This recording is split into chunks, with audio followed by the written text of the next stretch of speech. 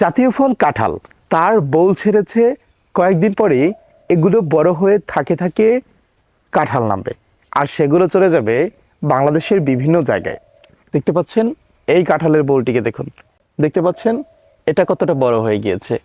আবার কিছু কিছু কাঁঠালের এই যে উপর থেকে ঠোঙাগুলো ছাড়েনি এখনো, দেখতে পাচ্ছেন এই যে ঠোঙাগুলো এখনো পুরোপুরি সরেনি। আর এটা হচ্ছে একদম লুতুপুতে, মানে হচ্ছে একদম ছোট্ট বেলাকার কাঁঠাল, দেখতে পাচ্ছেন এই যে এটার উপরে একটি কভার রয়েছে, আবরণ, এটা সরে গিয়ে তারপর কি হবে আপনার হচ্ছে তারপরেই এই কাভারটা থেকে বেরিয়ে আসবে কাঁঠাল। দেখতে পাচ্ছেন কতটা চমৎকার, কতটা সুন্দর, তাই না?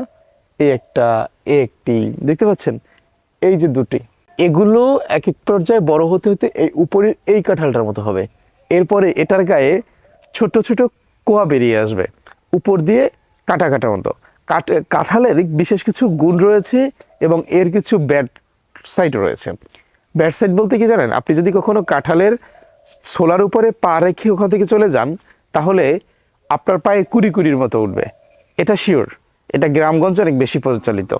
আবার এই কাঁঠাল বেশি পরিমাণে খেলে আপনার কোনো হলদি পালং কিংবা জন্ডিস থাকবে না। এছাড়াও এর আরও বেশ কিছু গুণগুণ রয়েছে।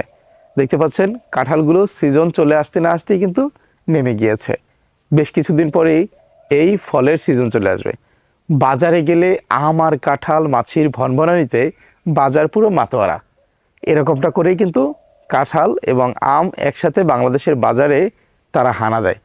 জি, ধন্যবাদ। আসসালামু আলাইকুম।